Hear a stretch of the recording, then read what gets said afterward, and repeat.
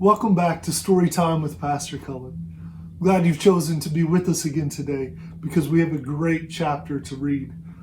Chapter 5 today is called Back on This Side of the Door. If you'll remember last time, Lucy and Edmund got to visit Narnia, and they had just come back out of the wardrobe when the chapter ended. And so we're going to pick up today with them coming out of the wardrobe. Again, this is chapter 5. Because the game of hide and seek was still going on, it took Edmund and Lucy some time to find the others. But when at last they were all together, which happened in the long room where the suit of armor was, Lucy bursts out. "Peter, Susan, it's all true. Edmund has seen it too. There is a country you can get to through the wardrobe. Edmund and I both got in. We met one another there in the wood. Go on, Edmund. Tell them all about it." "What's all this about, Ed?" said Peter. And now we come to one of the nastiest things in this story.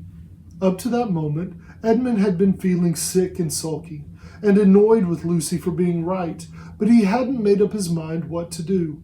When Peter suddenly asked him the question, he decided all at once to do the meanest and most spiteful thing he could think of. He decided to let Lucy down. "Tell us, Ed," said Susan. And Edmund gave a very superior look, as if he were far older than Lucy. There was really only a year's difference.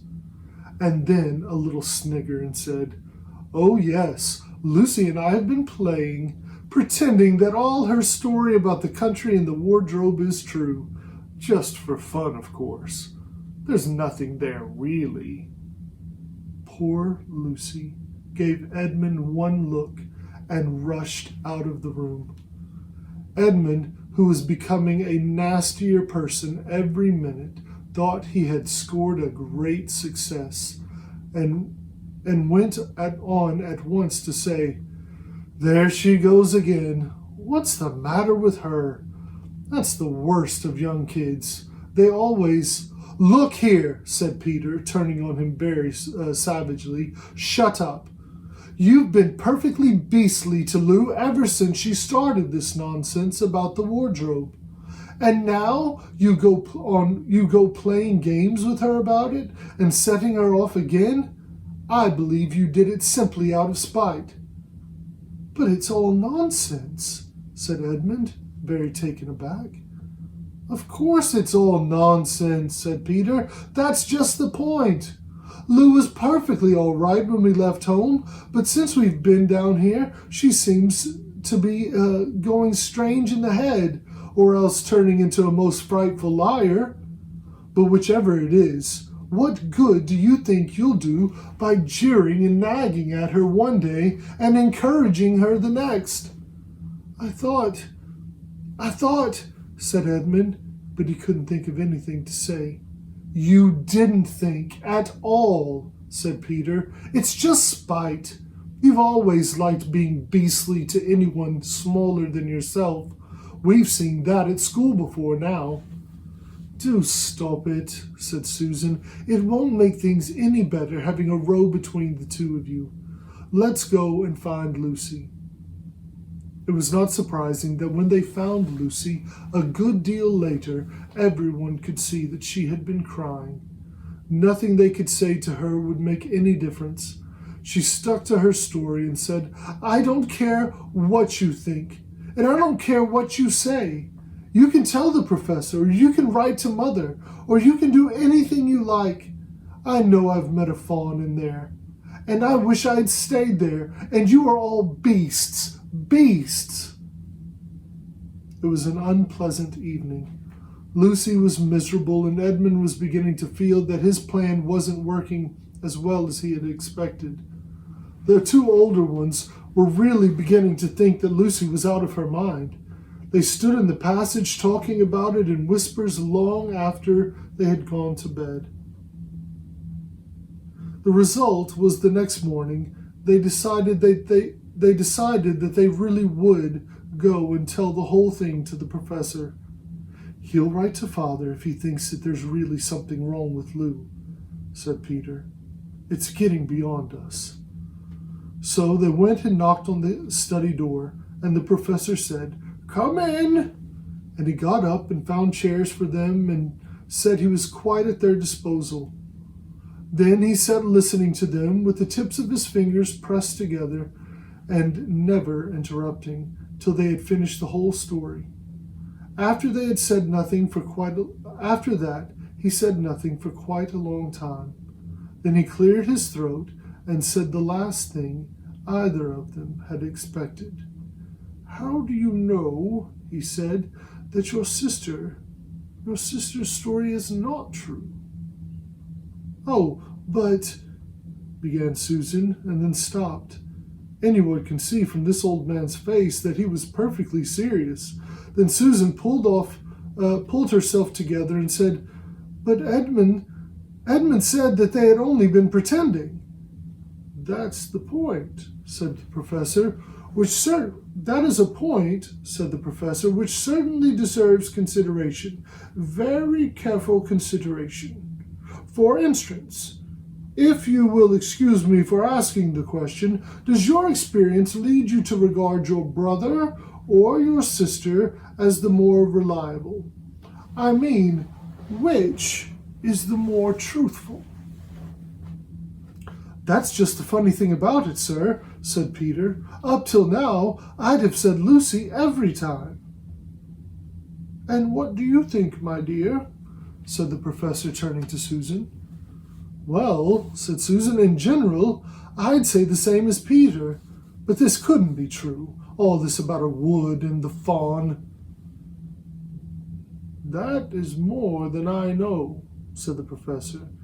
"And a charge of lying against someone whom has always been found truthful is a very serious thing indeed." "We were afraid it might have not even been lying," said Susan. "We thought there might be something wrong with Lucy." "Madness, you mean?" said the professor quite coolly. "Oh, you can make your minds easy about that. One has only to look at her and talk to her to see that she is not mad." "But then," said Susan, and stopped. She had never dreamed that a grown-up would talk like the professor and didn't know what to think. "Logic," said the professor to himself. "Why don't they teach logic at these schools? There are only 3 possibilities. Either your sister is telling lies, or she is mad, or she's telling the truth. You know that she doesn't tell lies, and it's obvious that she isn't mad. For the moment, then, and unless any further evidence turns up, we must assume that she is telling the truth." Susan looked at him very hard and was quite sure from the expression on his face that he was not making fun of them. "But how could it be true, sir?" said Peter. "Why do you say that?" asked the professor. "Well, for one thing," said Peter, "if it was real, why doesn't everyone find this country every time they go to the wardrobe? I mean, there was nothing there when we looked. Even Lucy didn't pretend there was." "What's that to do with it?" said the professor. "Well, sir, if things are real, they are real all the time." "Are they?" said the professor, and Peter didn't know quite what to say. "But there was no time," said Susan. "Lucy had no time to have gone anywhere, even if there was such a place. She came running after us the moment we were out of the room. It was less than a minute, and she pretended to have been away for hours. That is the very thing that makes her story so likely to be true," said the professor. "If there really is a door in the house that leads to some other world, then I should warn you that this is a very strange house, and even I know very little about it.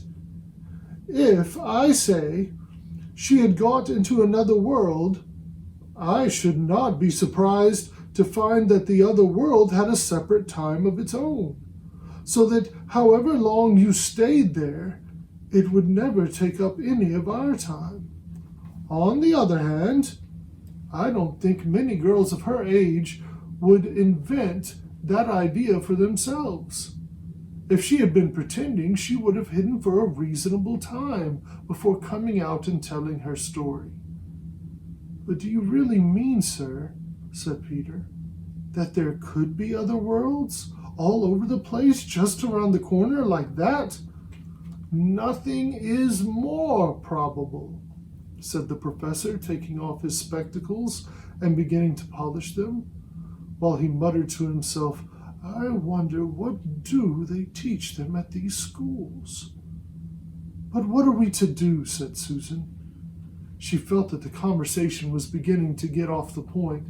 My dear young lady, said the professor, suddenly looking up with a very sharp expression at both of them, there is one plan which no one has yet suggested, which is well worth trying. What's that? Said Susan. We might all try minding our own business. And that was the end of the conversation. After this, things were a good deal better for Lucy. Peter saw to it that Edmund stopped jeering at her, and neither she nor anyone else felt inclined to talk about the wardrobe at all. It had become a rather alarming subject, and so for a time it looked as if all the adventures were coming to an end. But that was not to be. This house of the professors,